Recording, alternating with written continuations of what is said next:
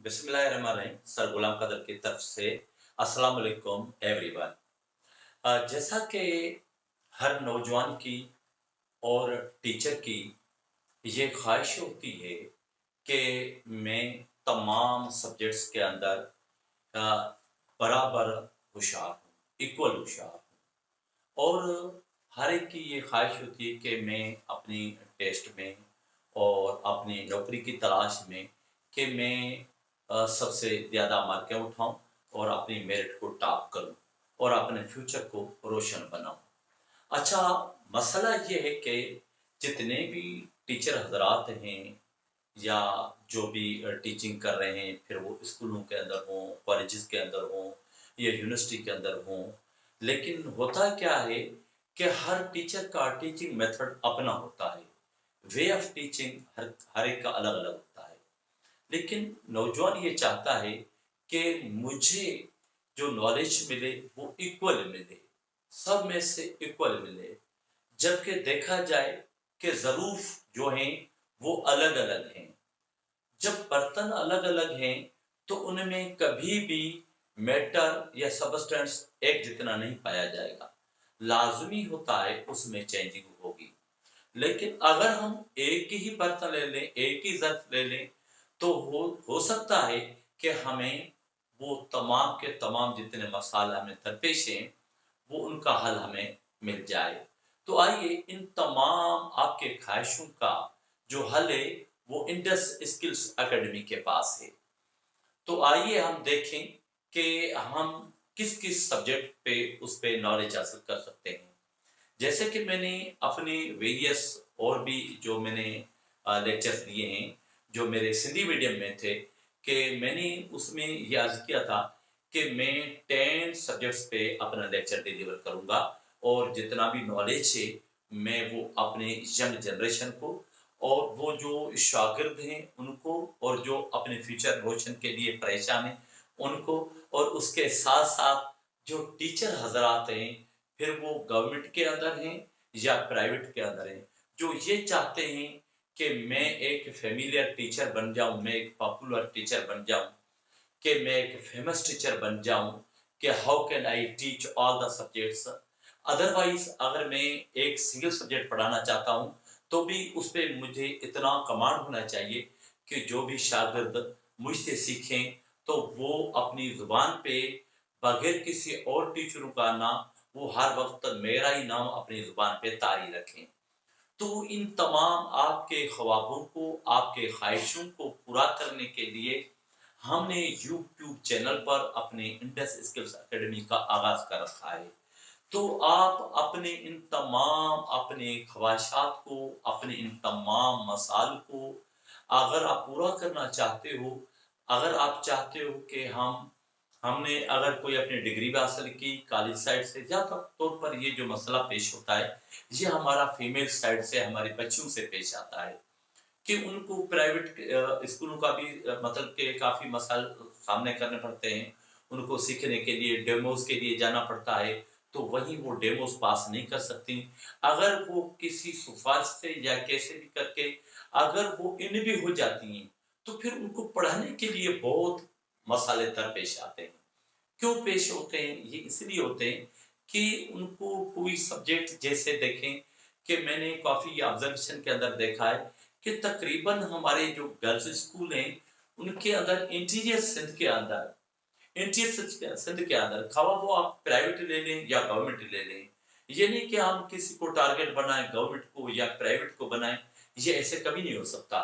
तकरीबन मेरी ऑब्जर्वेशन के अंदर ये आया है कि बहुत ये जो है ये मसले काफ़ी दरपेश हैं। अगर बड़ी मुश्किल से, तकरीबन अगर कोई बच्ची निकलती है तो बड़ी मुश्किल से निकलती है। हाँ, बाकी जो है ट्यूशन पे जो तकरीबन मेल टीचर्स हैं वो अपने लेक्चर्स डिलीवर करते हैं और उनको वो मुस्तफीज करते रहते हैं अपने मुख्तलिफ सब्जेक्ट से। तो आइए कि अभी हम वो तमाम, अगर हम क्यों ठोकरें खाएं, क्यों हम सेंटरों पर खाएं, क्यों हम और जगह पे, अगर हम बैठकर अपने ही घर के अंदर अगर हमें उन तमाम सब्जेक्ट्स के अगर बेसिक स्किल्स मिल जाएं, क्योंकि तमाम मैंने देखा है कि हर कोई जो लेक्चर अपने देता है या अपने तकरीबन चैनल बनाता है तो वो ऊपर ऊपर लेवल से जाता है, क्योंकि जो कंट्री साइड के जो हैं या रिमोट एरियाज के जो हमारे यंग जनरेशन है, उनके जहनों से वो वाकिफ नहीं है। तो इसीलिए ये मेरे ऑब्जर्वेशन में बात रही है तकरीबन 40 साल से। तो मैंने अल्हम्दुलिल्लाह इन तमाम मसलों का मसला का हल के लिए मैंने जो अपना प्रोग्राम बनाया वो इंडस स्किल्स एकेडमी, जिसके लिए मैंने अपना यूट्यूब चैनल भी खोला और उसके ऊपर इंशाल्लाह ताला मैं उसके ऊपर भी इंशाल्लाह ताला बहुत कोशिश करूंगा कि मैं आपको आपकी ये तमाम, वैसे ही मैं स्कूलों के अंदर पढ़ाता रहा हूँ और तकरीबन मेरे शागिर्द मेरे वाकिफ होंगे और मेरी स्टूडेंट्स भी मेरी वाकिफ होंगी।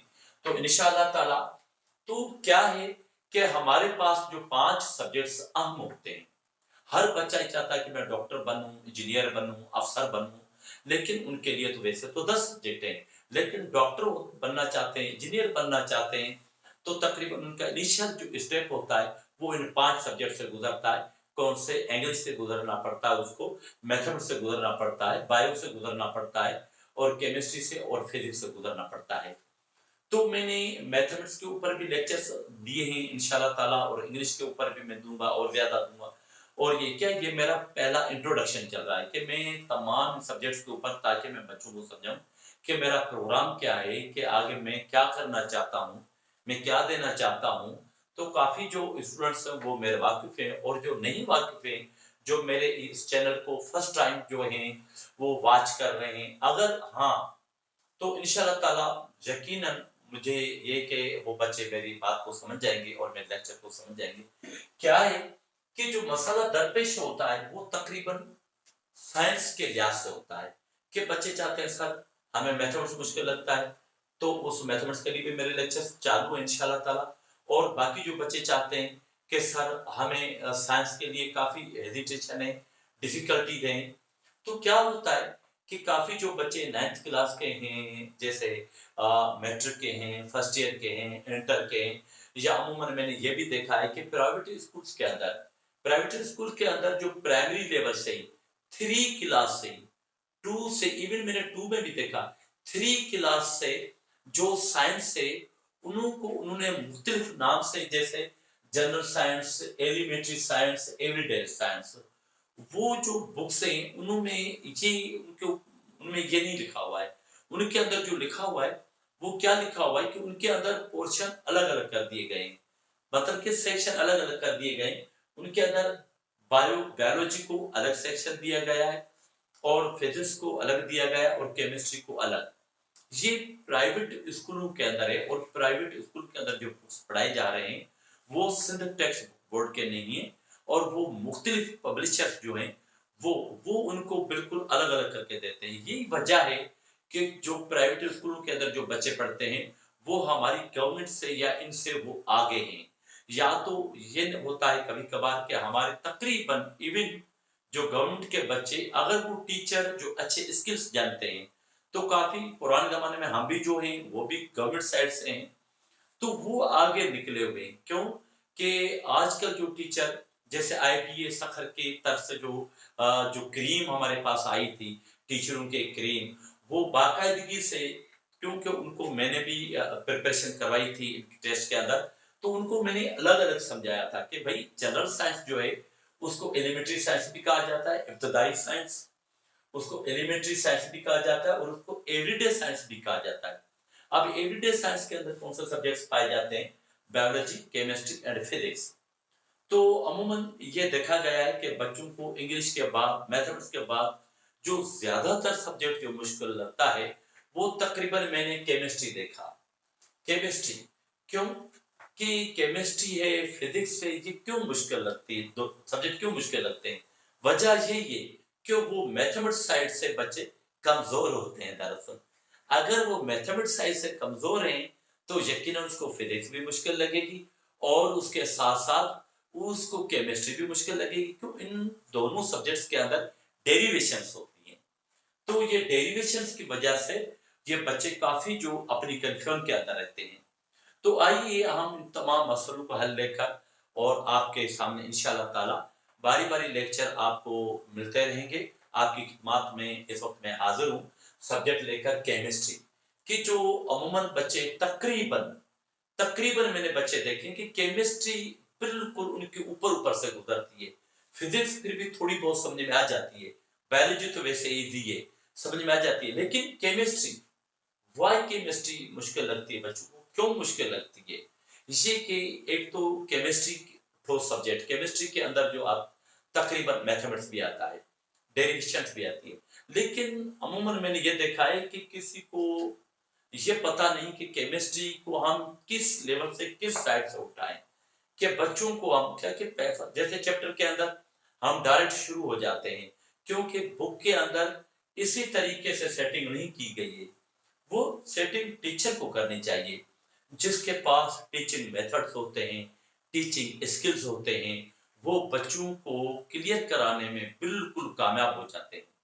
तो आइए, तो मैं केमिस्ट्री को किस तरह पढ़ाता हूँ वो मैं आज आपके सामने लेक्चर डिलीवर करता हूँ, और मुझे यकीन है कि वो आपको समझ में आ जाएगा, और आपको केमिस्ट्री इंशाल्लाह in future you will feel, you will think chemistry is very easy subject, not but difficult, it is very easy।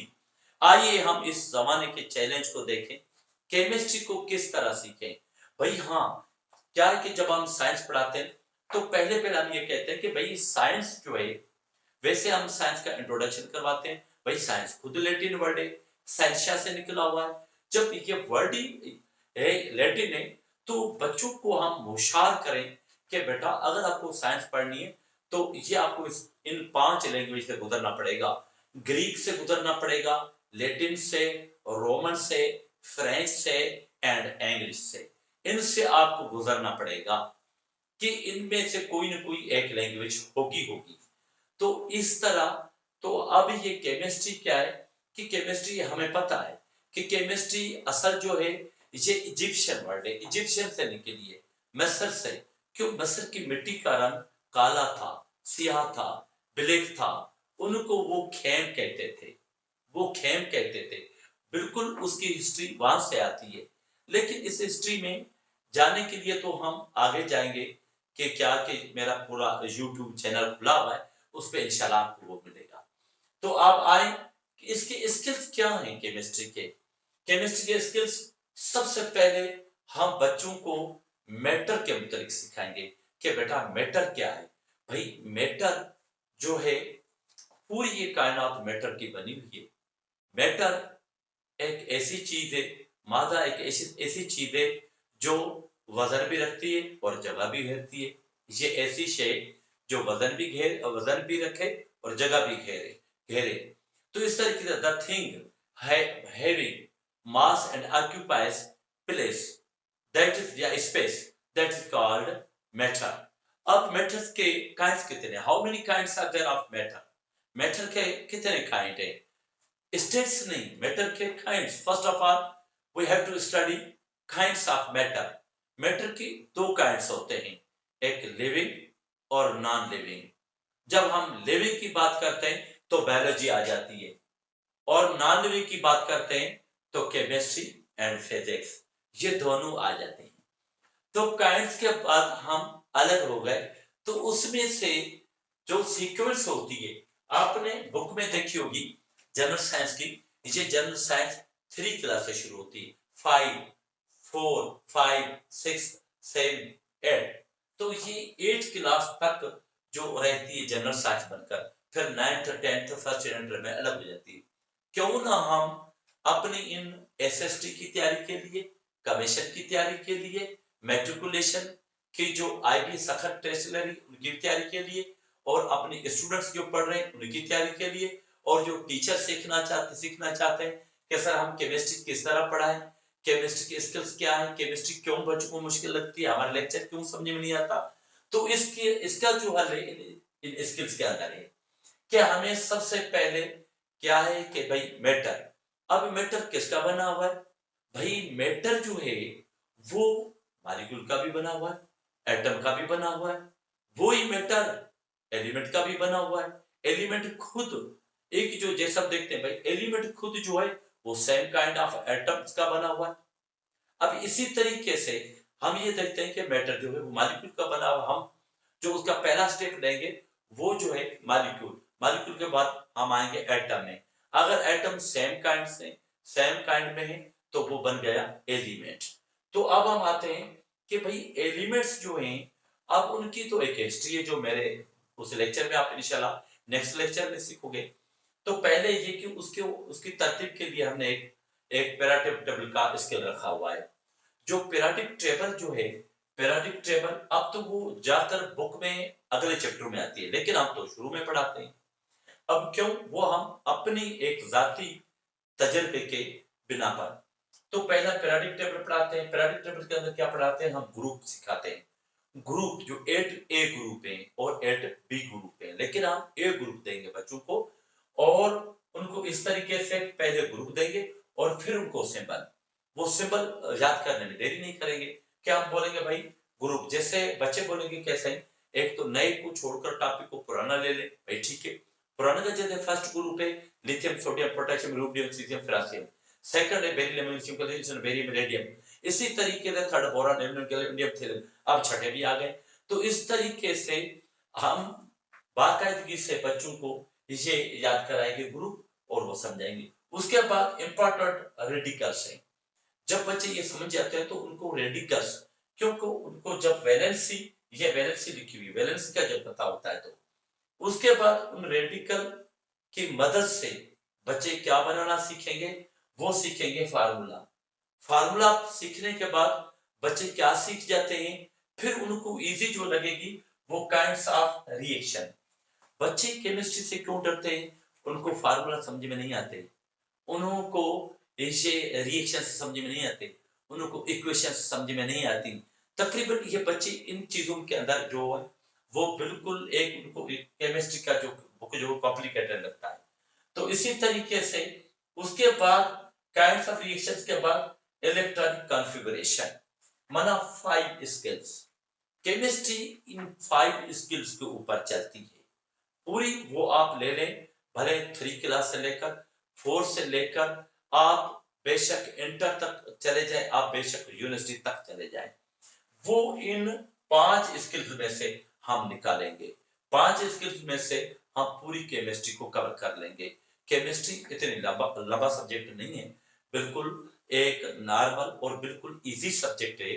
जो जो जिनको मुश्किल लगता है वो इसलिए मुश्किल लगता है कि इनको ये स्किल्स नहीं मिले हुए, उनको खाली पढ़ाया जाता है, बुक पढ़ाया जाता है। तो क्या है कि आज हमने इसके लिए और उसके बाद ये इंपॉर्टेंट रेडिकल्स कैसे, हाइड्रो ऑक्साइड और उसके बाद कार्बोनेट और उसके बाद नाइट्रेट, उसके बाद बाइकार्बोनेट, उसके बाद सल्फेट, उसके बाद फास्फेट, उसके बाद अमोनियम अमोनियम। अब ये क्यों इंपॉर्टेंट? बहुत से रेडिकल्स हैं, पॉजिटिव भी हैं तो नेगेटिव भी हैं, लेकिन हमने ये चूज जो किए हैं, ये 7 जो है चूज किए हैं। आए ये बच्चा जब याद कर लेता है तो अब इंपॉर्टेंट रेडिकल्स भी अगर इसको समझ में आ गए, इंपॉर्टेंट रेडिकल ये समझ में आ गए, तो उसको ये फार्मूला और ये काइंड्स ऑफ रिएक्शन बिल्कुल इजी लगेंगे, बिल्कुल वेरी इजी लगेंगे। कैसे? फर्ज करें कि अगर एक बच्चा बनाना चाहता है सोडियम हाइड्रो ऑक्साइड, अब फार्मूला बनाने के लिए क्या है? फार्मूला बनाने के लिए अगर हमने देखा ये फार्मूला और फार्मूला की बाकायदगी से क्या है फार्मूला का स्किल्स? फार्मूला का स्किल, फार्मूला का स्किल ये है कि हम 2 रेडिकल लेंगे, एक पॉजिटिव होगा एक नेगेटिव, या आयन या रेडिकल। हम एक पॉजिटिव लेंगे और एक नेगेटिव। पॉजिटिव हमेशा लेफ्ट हैंड पे होता है और नेगेटिव हमेशा राइट हैंड पे होता है। कैसे? पहला जो नाम आता है वो लेफ्ट हैंड पे और पॉजिटिव होता है, और सेकंड जो नाम आता है वो हमेशा नेगेटिव होता है और राइट हैंड पे होता है। जैसे आ रहा है कि सोडियम, अब हमने ग्रुप भी याद कर लिए, सिंबल भी याद कर लिया, वैलेंसी भी। तो फर्स्ट ग्रुप है, फर्स्ट ग्रुप वाले पॉजिटिव वैलेंसी वाले रखते हैं। तो ये हो गया सोडियम, सोडियम ये पॉजिटिव। हाइड्रो ऑक्साइड ये पड़ा है OH नेगेटिव, OH नेगेटिव। अब तरीकेकार क्या है? अगर वैलेंसी बराबर होगी तो हम बिल्कुल उनको काट देंगे, अगर चेंज है तो उनको क्रॉस करेंगे, तो उसको क्रॉस करेंगे। ये इक्वल है तो हम ये काट देंगे। तो अब क्या बन गया?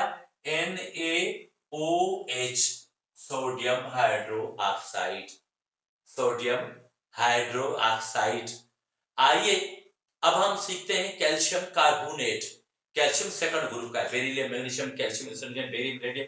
अब ये सेकंड ग्रुप का है कैल्शियम, तो कैल्शियम सेकंड ग्रुप का है तो इसके वैलेंसी पॉजिटिव 2।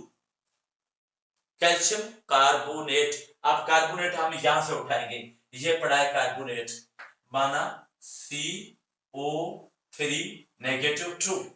अब ये पॉजिटिव है ये नेगेटिव है, इन दोनों को हमने कैंसिल कर दिया, तो क्या नतीजा निकला, कैल्शियम कार्बोनेट। ये एक लॉजिक है, एक फार्मूला है, एक उसका तरीका है। तो हमने कैल्शियम कार्बोनेट सीख लिया।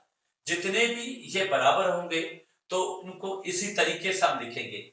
अगर वैलेंसी चेंज होगी तो फिर दूसरा ऑप्शन, तो फिर हम उसको क्रॉस करेंगे। किस तरह क्रॉस करेंगे, जैसे ये पढ़ा है, क्या पढ़ा है, calcium phosphate, calcium calcium positive 2, phosphate PO4 -3।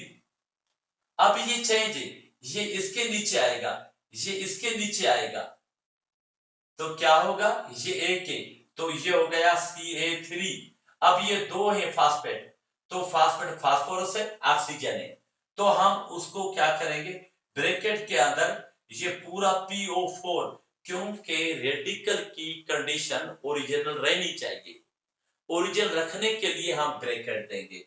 और क्यों कि अगर आप ब्रैकेट नहीं देंगे, इसे नीचे उतारेंगे तो फिर इसका ताल्लुक सिर्फ ऑक्सीजन से रहेगा। अब ये 2 इधर आ जाएगा, हम इसको इसके नीचे लिख देंगे। Okay clear.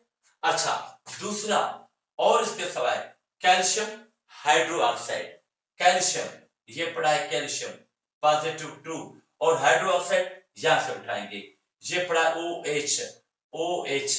इसी तरीके से आप बेशतर फार्मूले बना सकते हो, काफी फार्मूले बना सकते हो। तो अब चेंज ये, तो ये इसके नीचे आएगा, ये एक -1 मीन्स एक -1, तो ये इसके नीचे आएगा, ये 1 नहीं लिखा जाएगा, ये इन दोनों को नीचे आ रहा है तो इसको ब्रैकेट देंगे, और ये हम लिखेंगे OH लिखकर इधर ये 2 लिखेंगे, ब्रैकेट लाजमी देंगे। अब क्वेश्चन ये पैदा होता है कि ब्रैकेट क्यों दें, इसलिए देंगे कि अगर हमने ब्रैकेट नहीं दी, अदरवाइज अगर हमने ब्रैकेट नहीं दी, फर्ज करें एक बच्चा गलती से लिखता है, कैसे ये Ca और OH लिखकर और ब्रैकेट नहीं लगाता, तो इस O2 को नीचे उतारता है, तो आके इधर लिख देता है। अब ये 2 एटम सिर्फ हाइड्रोजन के हुए, बाकी ऑक्सीजन था, इससे कोई ताल्लुक नहीं हुआ, तो इसलिए लिहाजा क्या निकला कि ये फार्मूला गलत हो गया, इसलिए आप इसको क्या इस्तेमाल करेंगे, ये। इसी तरीके से आपके जितने भी रिएक्शन हैं, ये रिएक्शन जो है इनका भी डिपेंड इन फार्मूला के ऊपर है और इनके ऊपर है। क्यों कि रिएक्शन के 5 काइंड्स हैं, पहला सिंथेसिस या एडिशन रिएक्शन है, या कंपोजिशन रिएक्शन है, दूसरा डीकंपोजिशन, और third single displacement, fourth double displacement, और फिफ्थ जो है वो कंबस्शन। तो इसी तरीके से ये जितने भी रिएक्शन है, ये इन रिएक्शन का भी ताल्लुक इनसे ही है। तो अगर आपको ये फार्मूला आएंगे तो आप ये हल कर सकोगे, वरना बहुत ही मुश्किल लगेंगे आपको। आइए तो हम इसको किस तरह सीखेंगे, देखें। अब फार्मूला के लिहाज से, अगर आप फार्मूला के लिहाज से बनाएंगे तो ऐसे ही बनेगा, जैसे कोई भी आप ले लें, कोई मिसाल ले लें, ये हाइड्रोजन है, ये हाइड्रोजन गैस है, और ये ऑक्सीजन गैस है, इनके नीचे अगर ये रिएक्ट करेंगे दोनों, अगर इनको रिएक्शन हम करवाएंगे तो कैसे होगा कि हाइड्रोजन को टेम्पररी आप मान लें कि फर्स्ट ग्रुप के अंदर हम टेम्पररी रखते हैं, नहीं तो किसी ग्रुप इसका ताल्लुक नहीं है, तो फर्स्ट करें पॉजिटिव रख लेते हैं, और ऑक्सीजन छठे ग्रुप का, इसकी नेगेटिव 2 वैलेंसी है। अब वैलेंसी चेंज है, ये इसके नीचे, ये इसके नीचे, तो क्या बन गया, ये H2O, ये बन गया H2O। तो अगर सिंबल के लिहाज से हमने देखा तो ये क्या बन गई कि एक इक्वेशन बन गई, लेकिन ये इक्वेशन अगर रिएक्शन, अब रिएक्शन की कौन सी किस्म हो गई, ये कौन सी टाइप हो गई, ये हो गया एडिशन, ये हो गया सिंथेसिस, ये हो गया कंपोजिशन, दो चीजें मिलकर एक बनाया। इसी तरीके से अब इनको फिर हम बैलेंस भी करेंगे, क्यों? जब इक्वेशन की दुनिया में जाएंगे तो फिर हमें बैलेंस करनी पड़ेगी, इनके एटम बैलेंस करने पड़ेंगे, क्योंकि ये बैलेंस नहीं है। यहाँ पर बैलेंस करने का तरीका वो अगले टॉपिक में हम सीखेंगे, लेकिन मैं इधर डायरेक्ट बैलेंस कर देता हूँ। हम क्या कि इधर 2 है, इसको बैलेंस करने के लिए हम इसके आगे 2 लिखेंगे। अब 2 1 2, लेकिन हाइड्रोजन के कितने हो गए? 2 2 4, 2 दूनी 4, तो हाइड्रोजन के भी हमने इधर 2 लगा दिए। अब दोनों अतराफ में ये इक्वेशन जो है बैलेंस्ड है। ये आगे चलकर आप इक्वेशन की दुनिया में और ये काइंड्स ऑफ की दुनिया में हम सीखेंगे और ये बाकायदे से सीखेंगे। इस तरह आपकी इलेक्ट्रॉनिक कॉन्फ़िगरेशन के बाद आप अगर कोई बच्चा आपका अगर 8th क्लास के अंदर पढ़ रहा है, 8वीं वाला बच्चा वो इंटर का मुकाबला करेगा आराम से। ये इस समाज के अंदर यही मेरे स्टूडेंट्स ऐसे ही पैदा हुए हैं अल्हम्दुलिल्लाह। 6th क्लास वाला बच्चा मैट्रिक का मुकाबला करेगा, इंटर का करेगा, फर्स्ट ईयर का करेगा, क्यों? वो स्किल्स इनके पास है।